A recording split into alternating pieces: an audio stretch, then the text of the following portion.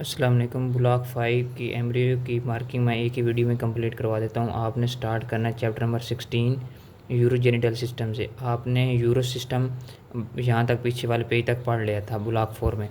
Block 5 में आपने genital system start करना है। इसमें डेवलपमेंट होगी गुनेड्स की। गुनेड्स में आपके मेल में टेस्टिस और फीमेल में ओवरी आ जाता है। उसकी डेवलपमेंट कैसे होती है, अब यहाँ पे वो बेसिक चीज़ बता रहा है कि मेल और फीमेल में फ़र्क किस बेस पे हो रहा है। वो SRY जीन होता है इन शॉर्ट आर्म, ठीक है। Testis determining gene called SRY gene होता है वाई क्रोमोसोम पे। इसका आपको पता होना चाहिए। ये एक लाइन याद करने वाली सिर्फ यही, जहाँ जहाँ हाईलाइटेड चीज़ें आपने वो देख लेनी है, आपने फिर वही हाईलाइट करके पढ़नी है। देन गुनेड्स स्टार्ट कैसे होते हैं, फर्टिलाइजेशन हुई, फिर उसके बाद आपके वो जो बनता है एक प्रिमिटिव स्ट्रीक, फिर वो योग सैक में आए, फिर योग सैक से आगे गुनेड्स में ट्रांसफ़र होते हैं। ये तो उसने सीक्वेंस बताया होगा। फर्टिलाइजेशन हुई, उस time sex of embryo determined हो चुका होता है। फिर ये गुनेड्स खुद अभी अपेयर हो रहे हैं। अभी ये फर्टिलाइजेशन हो चुकी है, उसके बाद गुनेड्स अपेयर कैसे होते हैं, ये MCQs आता है। Appear as a longitudinal ridges, ठीक है, जिसको गुनेडल रिजेस कहते हैं हम। उसके बाद फिर ये देखो, जो प्राइमोडियम जर्म सेल थे जो बने थे हमारे, वो एंडोडर्म में, फिर योग सैक में आते हैं। योग सैक के बाद वो अमेबाइड मूवमेंट करते हुए प्रिमिटिव गुनेड्स जो ये बने थे गुनेडल रिजेस, उसमें जाके ये रिजाइड करते हैं। यानी एक सीक्वेंस है, उधर गुनेड्स बन रहे हैं और उधर आपके जर्म सेल माइग्रेशन कर रहे हैं। ये वाली एक सीक्वेंस और ये वाली डायग्राम ऑस्पी में आ चुकी है। ये दोनों इसमें मोस्टली डायग्राम जो होंगे वो ऑस्पी में आ चुकी हैं। ये इसमें कहानी है पूरी, ये पूरी कहानी थी। उसके बाद देखो 5th वीक में वो आके इन्वेड कर देते हैं। अगर वो रीच नहीं करते तो वो डिवेल्प नहीं होते टेस्टिस, ना ही ओवरी होंगे, ठीक है। उसके बाद आप देख सकते हैं कि वो जब आके ना उधर पहुंचते हैं, उसको पेनिट्रेट करते हैं तो प्राइमिटिव सेक्स कॉर्ड्स बनती हैं। उसके बाद प्राइमिटिव सेक्स कॉर्ड्स के बाद इनडिफरेंशिएटेड गुनेड्स बन जाते हैं। ये एक पूरी कहानी थी। गुनेड्स बने थे और उसके बाद वहाँ पे जर्म सेल ने आगे इन्वेड किया और ये चीज़ बनी। फिर टेस्टिस कैसे बनते हैं, ये एक प्रॉपर है। उसके बाद मज़ीद ये इनडिफरेंशिएटेड गुनेड्स आगे मज़ीद कंटिन्यू करते हैं अपनी प्रोलिफरेशन, जिससे मेडुलरी कॉर्ड बनती हैं, फिर रेटी टेस्टिस बनते हैं, ठीक है। ये MCQs आता है। ट्यूनिका एल्बिजीनिया क्या होता है, ये जो चीज़ें हैं ना इस तरह की, ये जो मतलब आपके बोल्डेड वर्ड्स हैं, ये MCQs होते हैं। उसके बाद ये उसके सेल्स आपने पढ़े होंगे टेस्टिस में, इंटरस्टिशियल सेल्स पढ़े होंगे, red cells of sustentacular cells of Sertoli पढ़े होंगे। ये कहाँ कहाँ से ड्राइव्ड हो रहे हैं ये भी आपको पता होना चाहिए, ठीक है। उसके बाद ये टेस्टोस्टेरोन की प्रोडक्शन कब स्टार्ट होती है, MCQs 8th वीक में स्टार्ट होती है, ठीक है। उसके बाद ये सेमिनेफ्रस ट्यूब्यूल्स कब जाके बनती हैं, इसके बारे में पता होना चाहिए। और ये डक्टस डिफरेंस क्या होता है ये पता होना चाहिए। ये आप चीज़ें लिखी हुई हैं। कुछ होता है जो ये वाली ये डायग्राम आपने समझनी है, क्योंकि जो वो मीजोनेफ्रस डक्ट जो ख़त्म हो रही होती हैं उनमें से कनेक्शन बनता है। तो ये डक्टस डिफरेंस और ये चीज़ें डेवलप हो रही होती हैं, तो ये MCQs में पूछा जाता है कि ये डक्टिलिड इफरेंस क्या होता है और डक्टस डिफरेंस क्या होता है और वॉल्फियन डक्ट क्या होता है। ये 3-4 चीज़ें हैं जो आपको पता होनी चाहिए इनके बारे में, कि कौन सी वॉल्फियन डक्ट है, कौन सी डक्टस डिफरेंस है। उसके बाद इसी तरह ओवरी की डेवलपमेंट भी बता रहा है, ये करनी है। वो भी सेम तरह के इसमें कॉर्टिकल ओवेरियन मेडल्ला क्या होता है, कॉर्टिकल कार्ड्स का बनते हैं। ये वाले ना MCQs वगैरह हैं, ये जो हाईलाइटेड पॉइंट है नहीं MCQs हैं आपके। अच्छा, उसके बाद ये फिर वही पिक्चर आ जाती हैं। फिर ये डक्ट्स बना रहा है। अब वो आपके बाद आपकी ओवरी और टेस्टिस डेवलप हो चुकी हैं। उसके बाद ये डक्ट सिस्टम बाद वाला साइडों पे कैसे बनता है। अगर ओवरी बनी तो उसके बाद फ्लोपियन ट्यूब कैसे बनेगी, ठीक है। फ्लोपियन ट्यूब के सारे पार्ट्स, फिर उसके बाद यूट्रस कैसे बनेगी, ये पूरी तरतीब बताएगा।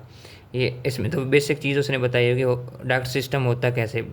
उसके बाद ये जेनिटल डक्ट्स इन मेल में कैसे डक्ट्स बनती हैं, ये बता रहा है कि वो ड्राइव्ड कहाँ से होती हैं। Genital ducts are derived from the mesonephric part of the kidney system. ये MCQs है आपका, ठीक है। उसके बाद आपने ये वाला ये देखो डक्ट सिस्टम प्रॉपर, कि ये आपकी इफरेंट डक्ट्यूल्स कैसे बनती हैं, अपेंडिक्स एपिडिडेमस अपेंडिक्स टेक्सटीज कहाँ से बनता है। उसके बाद ये एपिडिडेमस पैराडिडेमस, उसके बाद ये वास्ट डेफरेंस सेमिनल, ये पूरी कहानी उसने लिखी होगी। और ये एक ही वो जो आपके मीजोनेफ्रिक डक्ट्स आ रही हैं उनसे बन रही हैं सारी, ठीक है। और कुछ चीज़ें हैं जो एक दो और चीज़ें हैं, जैसे कि ये सर्टोली सेल के बारे में लिखा होगा इधर, अपेंडिक्स टैक्सीज कहाँ से बन रही है, पैरामीजोनेफ्रिक से बन रहा है। तो पैरामीजोनेफ्रॉक्स से मेनली फीमेल सिस्टम डेवलप होता है, ठीक है। तो मीजोनेफ्रॉक्स से मेल, तो ये वाला एक आधा MCQ। बाकी ये वाली चीज़ें कहाँ से बनती हैं, अपेंडिक्स एपिडिडाइमस, अपेंडिक्स टेस्टिस, पैराडिडाइमस, ठीक है। ये सारी चीज़ें आपको पता होनी चाहिए।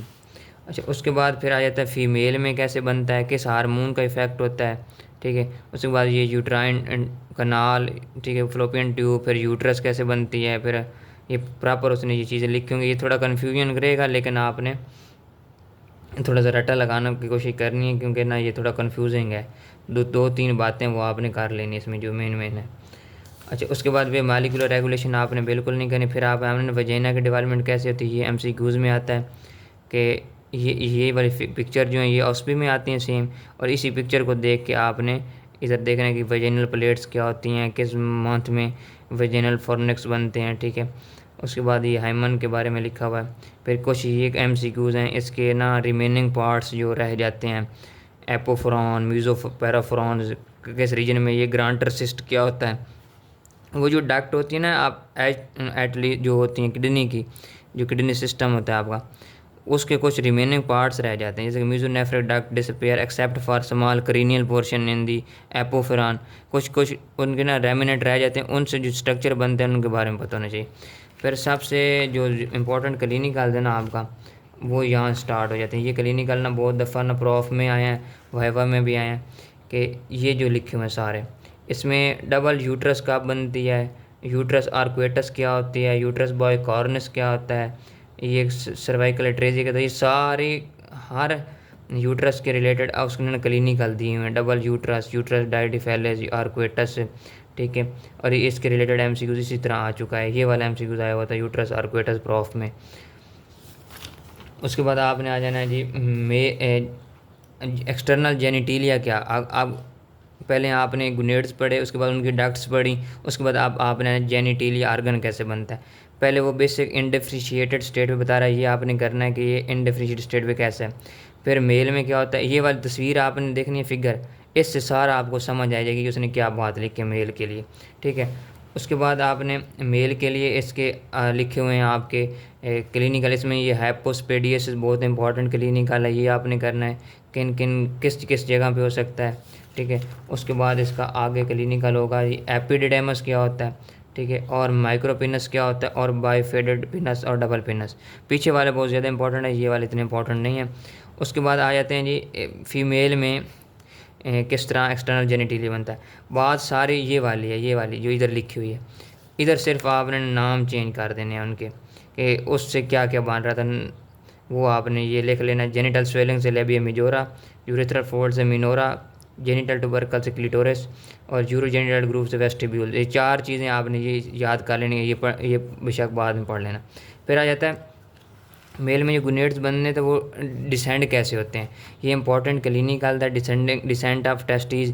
इसके रिलेटेड आपने इंग्वेनल कनाल भी पढ़ी होगी। इंग्वेनल कनाल में से वो जो स्ट्रक्चर फेशिया आप पढ़े होंगे, एक्सटर्नल स्पर्मेटिक, इंटरनल स्पर्मेटिक्स, फेशियाज वगैरह, वो इनके डिसेंट ऑफ टेस्टिस से ही वो सारे वो उसके बाद वो पूरी प्रॉपर बनती है ये फेशियस वगैरह जो स्पर्मेटिक कॉर्ड के गिर्द होते हैं। तो इसके लिए प्रॉपर आपने लेक्चर सुनना है कि डिसेंट ऑफ टेस्टिस किस एज, किस मतलब टाइम होते हैं, किस किस वीक में वो स्टार्ट करते हैं, इंग्वेनल कनाल पे कब पहुंचते हैं, फिर रिजाइड कब करते हैं। ये बातें उधर आगे लिखी होंगी सारी, ये यहाँ पे ना लिखी होंगी सारी बातें। कौन से फैक्टर्स होते हैं, जो ये फैक्टर्स पूछे जाते हैं वाइवा में, ठीक है। उसके बाद ये हार्मोन्स पूछे जाते हैं, किस वीक में कहाँ पे वो रिजाइड कर रहे होते हैं। फिर ये इंग्वेनल कनाल के बारे में उसने लिखा है। फिर ये कौन से ऊपर बार इसके ना वो कौन से फेशियाज मतलब लेयर आ जाती हैं इंटीरियर एब्डोमिनल वॉल की, ये वाली चीज़ें यहाँ पहले फोर्थ ब्लॉक में पढ़ चुके हैं सारे। इसके रिलेटेड जो क्लिनिकल आते हैं ना वो ये वाले हैं। इसमें आता है एक ये AIS एंड्रोजन इनसेंसिटिविटी सिंड्रोम, ठीक है, कंप्लीट एंड्रोजन इनसेंसिटिविटी सिंड्रोम, और सबसे जो ज़्यादा इम्पोर्टेंट है ना वो ये है कंजेनिटल एड्रीनल हाइपरप्लेजिया। ये क्या होता है, इससे ना ये वो चीज़ें हैं जो हार्मोन्स के इम्बैलेंस से ना एक मेल फीमेल में और मेल फीमेल मेल में कन्वर्ट मेल फीमेल में कन्वर्ट हो सकती है और मेल फीमेल लाइक हो सकता है। ये हार्मोनल इम्बैलेंस और प्रोडक्शन ऑफ हार्मोन की बेस पे है। तो ये कंजेनिटल एड्रीनल हाइपरप्लेजिया आपने अच्छे से पढ़ना है। उसके बाद एक ये वाला एमसीक्यूज आता है आपका, x female like gonadal dysgenesis swear syndrome क्या होता है, ये एमसीक्यूज आया हुआ था, तो ये आपने करना है। उसके बाद ये आपका ना, उसके बाद ये क्रिप्टोचिडिज्म क्या होता है, ठीक है, इसके बारे में वाइवा में एमसीक्यूज ही सिर्फ आता है कि आपके टेस्टिस फेल टू डिवेल्प हुए हैं तो वो क्रिप्टोचिडिज्म हो गया, इसकी वजह क्या होती है वो पता होनी चाहिए। और ये हाइड्रोसील और वैरेकोसील, ये दो चीज़ें हैं, ये पता होनी चाहिए कि हाइड्रोसील कौन सी कंडीशन होती है और वैरेकोसील कौन सी होती है। ये आपके ग्रॉस एनाटॉमी में भी शामिल है, ये आपके इस चैप्टर के रिलेटेड है। आपने फिर आ जाना हेड एंड नेक के चैप्टर नंबर 17 पे। इसमें यह है कि ये बेसिक चीज़ें लिखी हुई हैं कि पाराएक्सियल से क्या चीज़ बनी, लेटरल प्लेट मेसोडर्म नेक, ये रीड करने के लिए ये थोड़ा सा ना फजूल है, ये एक दफ़ा आपने पढ़ना है, हाईलाइट कर लेना, उसके बाद वही लाइन पढ़नी है, ये थोड़ा ना कंफ्यूज करती है, बहुत बहुत कंफ्यूज करती है। उसके बाद ना मेन जो चीज़ है ना इस चैप्टर में करने वाली वो ये टेबल है। ये टेबल जो है ना इसमें फ्रिंजियल आर्चेज़ होती हैं 1 फिर 2 3 4 6, ठीक है। इसका उन आर्चेज़ को नर्व सप्लाई होती है, ठीक है। फिर उन आर्चेज़ से मसल कौन से डेवलप होते हैं, स्केलेटल, ये जैसे लिखे हुए इसी तरह रटर लगाने हैं आपने कि किस आर्च से कौन कौन सी चीज़ बन रही है, ठीक है।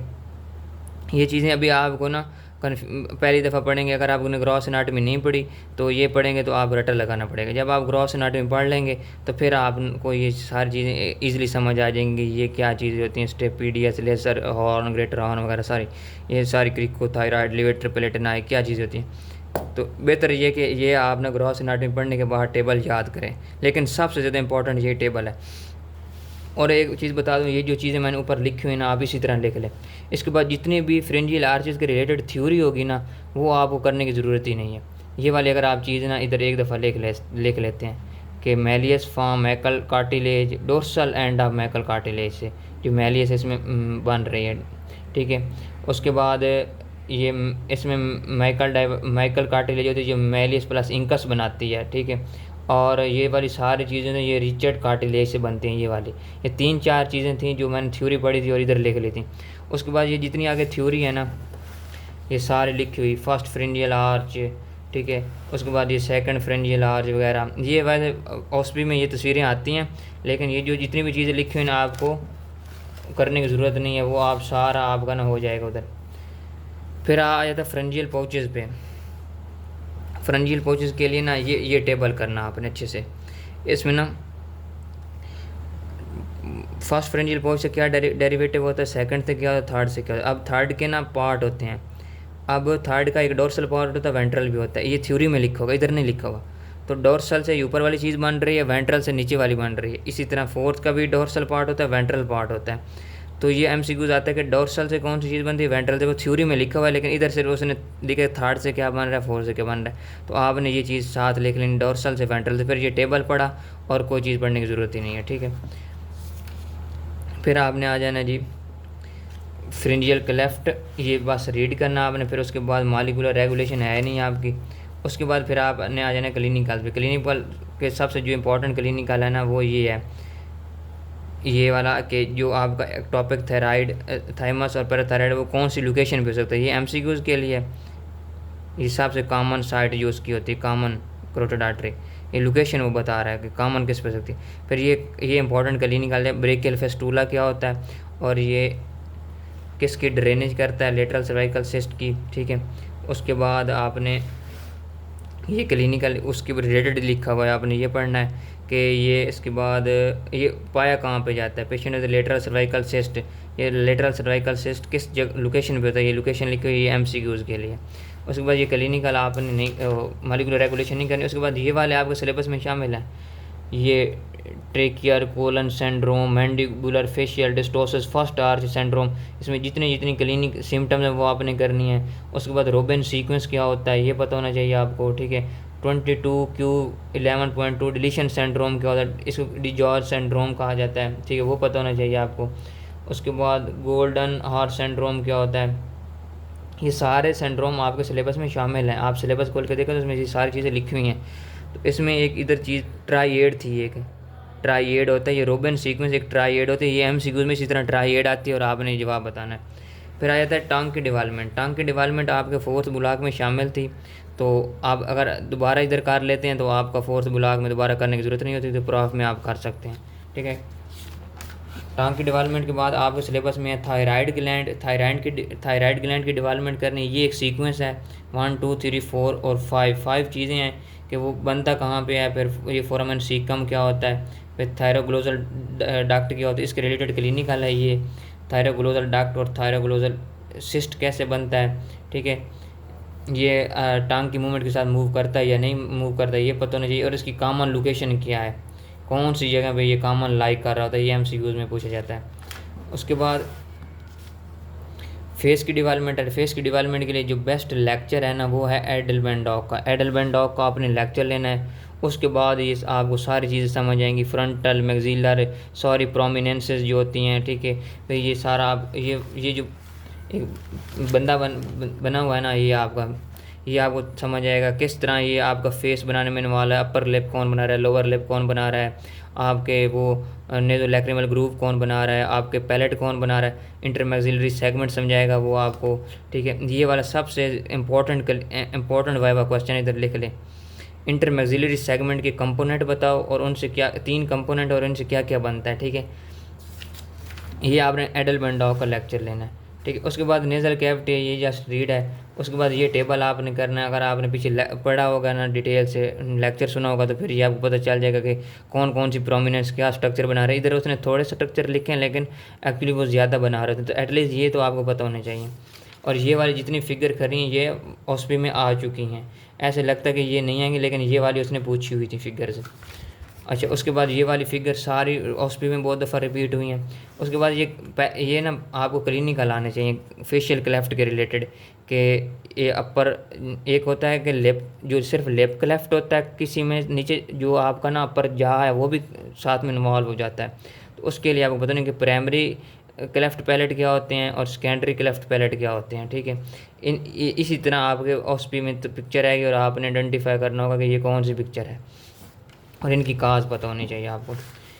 फिर आपके बाद ये वेंड और वॉन्ड सिंड्रोम क्या होता है, इसके बाद इसमें किसकी मतलब इन्वॉल्व हो रहा है, किसकी कमी है, ठीक है। उसके बाद ये जो पिक्चर्स हैं ये बड़ी दफ़ा आई हैं प्रॉफ में, ठीक है, कि A से क्या BCD क्या है कि इधर बाइलेटरल क्लेफ्ट लिप है, सिर्फ लिप क्लेफ्ट है। किसी में क्लेफ्ट पैलेट होता है कि पैलेट भी साथ में क्लेफ्ट हो रहा होता है, ठीक है।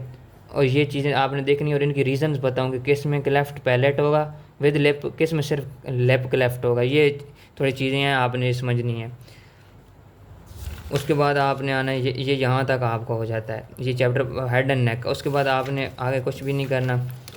फिर आपने आना है सेंट्रल नर्वस सिस्टम पे। सेंट्रल नर्वस सिस्टम में ना आपने सिर्फ करना है इधर डेवलपमेंट करनी है, ग्लैंड्स की डेवलपमेंट होगी आपकी,